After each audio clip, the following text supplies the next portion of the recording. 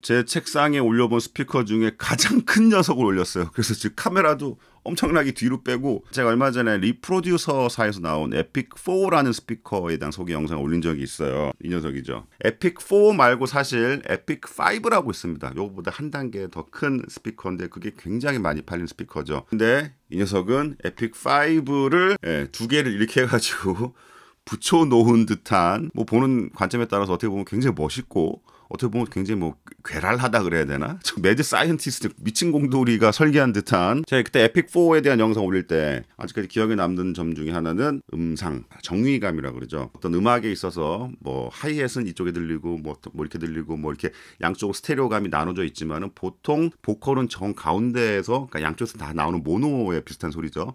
그런 소리일 경우에는 그 소리가 양쪽으로 분산돼서 들리는 게 아니라 정 가운데서 들리는 듯한 이런 음상이 잘 이렇게 설계된 스피커들을 들어보면은 3채널처럼 느껴져요. 왼쪽, 오른쪽, 그리고 가운데. 이 녀석은 어떤지 한번 알아보도록 하겠습니다. 디자인 얘기를 다시 안 할 수가 없어. 괴랄합니다. CEO가 야, 좀 큰 거 좀 하나 만들어봐. 그래서 설계를 또 해야 돼? 스피커 하나를 카피한 다음에 180도 뒤집어가지고 이렇게 딱 페이스트를 하니까. 리프로듀서 스피커 같은 경우에는 패시브 라디에이터를 굉장히 액티브하게 사용한다. 이거 뭐냐, 적극적으로 패시브 라디에이터를 적용을 하는 것 같더라고요. 에픽4도 그랬고 에픽5도 이렇게 하단부에 패시브 라디에이터가 달려 있죠. 이 녀석은 이거 무거워가지고 내가 진짜. 자, 위에는 커버가 또 있고요. 자, 아래쪽에 패시브 라디에이터, 그 위에 또 패시브 라디에이터. 드는 김에 이게 하고 넘어가자. 나중에 또 들어야 되니까. 자, 이게 스파이크로 바닥을 고정하게 되어 있습니다. 고무 바닥에 4개씩 깔리고 그 위치에 맞춰서 설치를 해야 돼요. 이게 무게도 무게지만 아래 위쪽에 패시브 라디에이터가 위치하고 있기 때문에 들 때 굉장히 조심해야 돼요. 이렇게 잡으면 안 돼요. 유닛이 없는 쪽을 잘 잡아서 이렇게 핸들링 해줘야 됩니다. 이게 당연히 프로페셔널한 제품이기 때문에 스테레오 들려면 당연히 2개가 필요해요. 이게 지금 책상이 좁아가지고 제가 2개를 못 올린 거예요. 좀 이따 2개 설치한 거를 밖에서 보여드리겠습니다. 220V 당연히 전원부가 들어가고요. 물리적인 온오프 스위치 있고요. 스탠바이 온 오프라고 있습니다. 요즘에 이게 우리나라도 그런가 유럽만 그런가 법적인 상황이죠. 대기 전력을 줄이기 위해서 모든 가전제품은 일정 시간 이상 켜놨을 때 자동으로 스탠바이 모드로 빠지게 그렇게 만들어야 되는데, 그거를 법망을 피해가려고 한 건지 아닌지 모르겠지만은 그런 기능을 켜고 끌 수가 있죠. 모든 스피커들 대부분 이런 스위치가 있더라고요. 몇 분인지 모르겠는데 시간이 지나면 얘가 슬립 모드로 쑥 빠집니다. 그리고 소리가 나오면 바로 탁 켜지고, 입력단이 딱 하나예요. XLR. 4 같은 경우만 해도 XLR하고 그리고 RCA 입력이 있었어요. 제조사의 뭐 철학이죠. 이 정도 급의 스피커를 구매하시는 분들이 컨슈머 레벨에 뭐 RCA 단자 같은 걸 쓰지는 않을 거다. XLR만 하나 충실하게 달아놓자 해서 이렇게 하나만 다는 걸 결정을 진 게 아닌가 싶습니다. 게인 볼륨이죠. 네.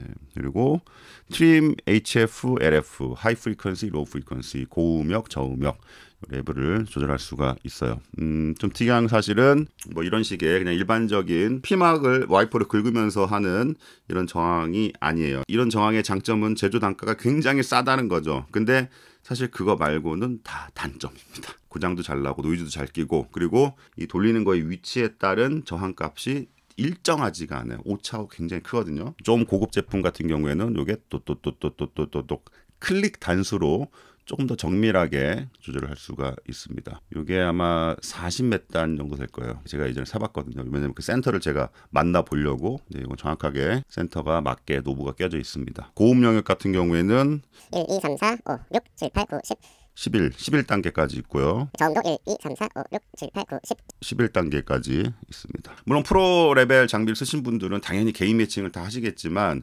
그냥 저처럼 음악을 그냥 주구장창 듣기만 하면서도 이런 스피커들 좋아하시는 분들도 많잖아요.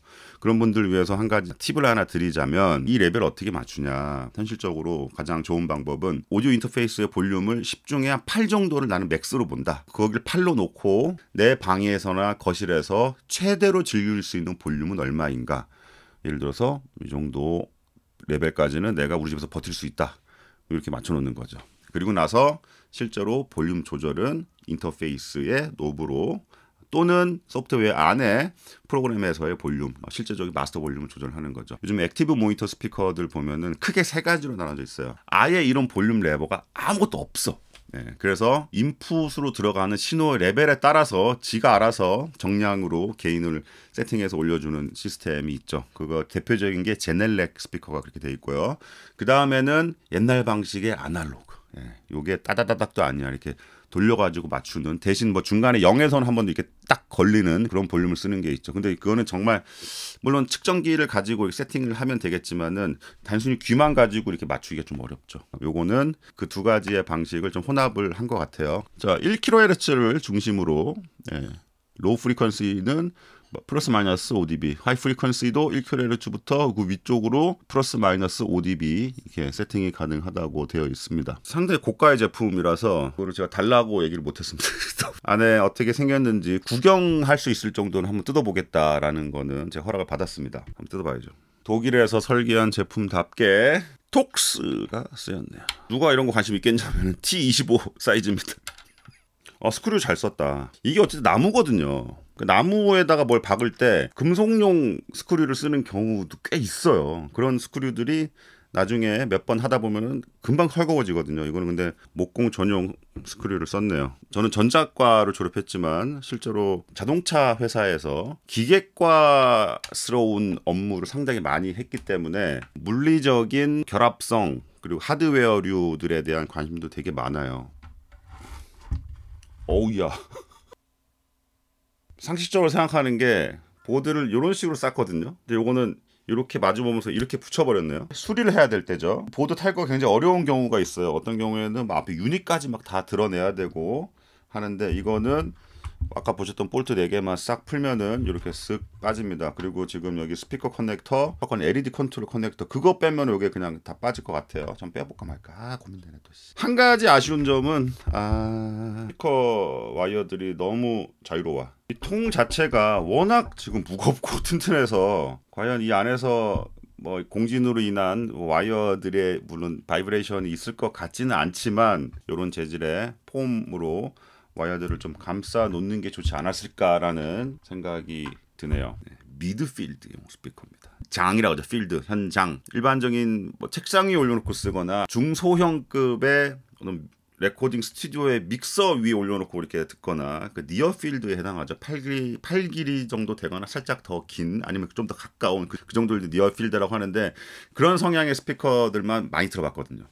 근데 이 녀석은 미드필드, 그거보다는 조금 더 큰, 가정으로 따지면은 방구석용이 아니라 거실급 사이즈는 돼야 된다. 물론 방 안에서도 한번 셋 소리 한번 들어보고요. 본격적으로 거실로 나가서 거실 세팅해 놓고 한번 소리를 들어보도록 하겠습니다. 스피커를 어떻게 설치를 해야 되나 고민입니다. 지금 이 환경에서는 제넬렉 G3인데요. 저거보다 큰 거를 못 놔요. 이거를 다 드러내도 좀 억지로 꾸역꾸역 넣어야 되는 상황이에요. 그러다 보니까 제 생각에는 아마 여기다가 일단 이렇게 양쪽으로 설치를 해서 니어필드 환경에서의 소리를 한번 들어보도록 하겠습니다. 그 방법밖에 없어요. 방 안에서는. 방 안에서 쓰겠다라고 생각하시는 분은 과연 이 사이즈의 스피커를 놓을 자리가 있는지부터 확인을 하셔야 될 것 같아요.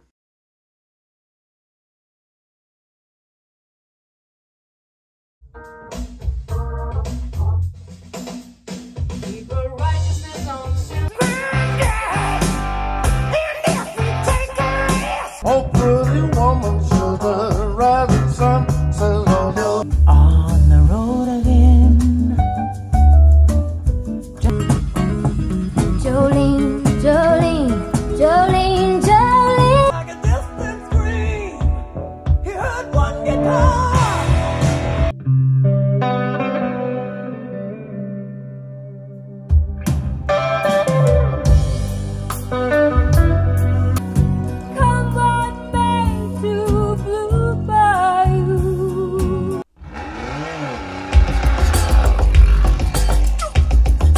I see trees of green.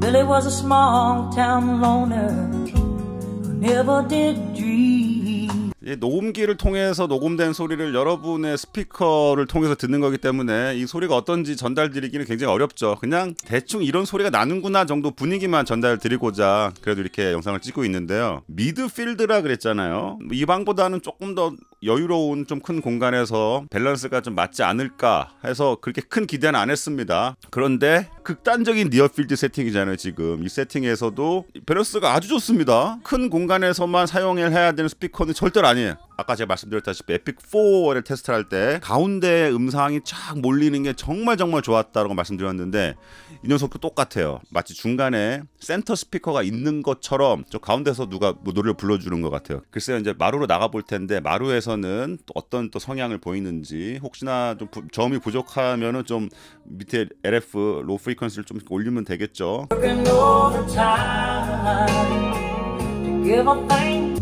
On the road again. Just can't wait to get Jolene, Jolene, Jolene, Jolene. He heard one guitar.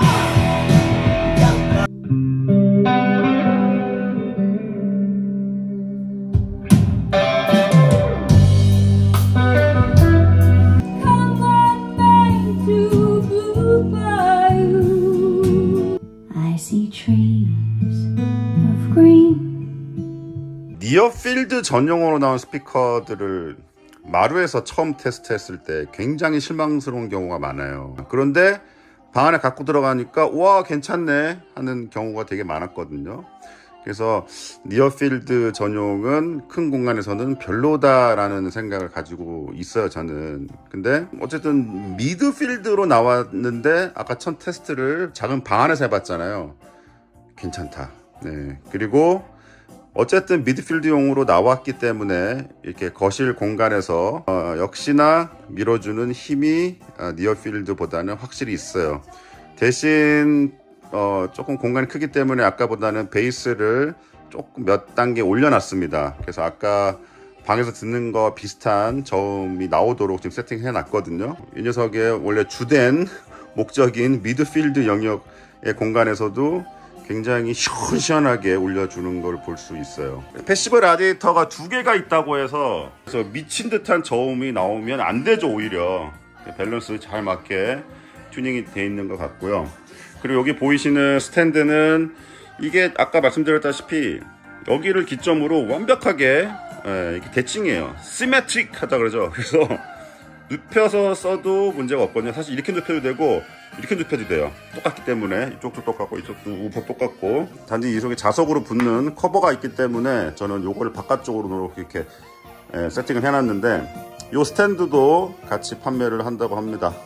그리고 스탠드가 원래 이 전용 스탠드는 아니에요. 그렇기 때문에 여기 아이소 퍽인가 뭐 그거를 중간에 대서 세팅을 해놓은 아이디어인데 굉장히 튼튼하게 잘 고정이 됩니다. 한 가지 제가 판매점 사장님한테 얘기를 또 해놨어요. 뭐냐면은 원래 들어있는 전원선이 너무 짧아요. 자 보세요. 지금 이렇게 가거든요. 그러니까 실제로 이 스탠드를 쓰면은 이 스탠드 가운데 안쪽 구멍으로 전원선을 이렇게 넣어가지고 이렇게 빼게 돼 있는데 그렇게 쓰기에 너무 짧기 때문에 이 스탠드를 같이 구매하시는 분들에게는 조금 긴 전원선을 별도로 좀 제공해 주시는 게 낫지 않나 라는 아이디어를 전달을 해 드렸습니다. 여기 보이시는 건 실제로 이 스피커가 들어있는 케이스고요. 아까 말씀드렸다시피 베이스 로우 프리퀀시 LF를 조금 올려놨습니다. 그러니까 밸런스가 지금 딱 좋아요. 꽂아는 끝내주네. 제품에 대한 상세 정보는 영상 더보기란을 참조하시고요. 저는 이만 물러나겠습니다. 아쉽지만 이 제품은 다시 포장을 해서 반납을 해야 됩니다. 작곡가의 미디가게 사장님이 직접 가지러 오신다고 했으니까 반납하면서 삼겹살에 소주 한잔 얻어 먹도록 하겠습니다. 감사합니다. 오늘의 파파였습니다.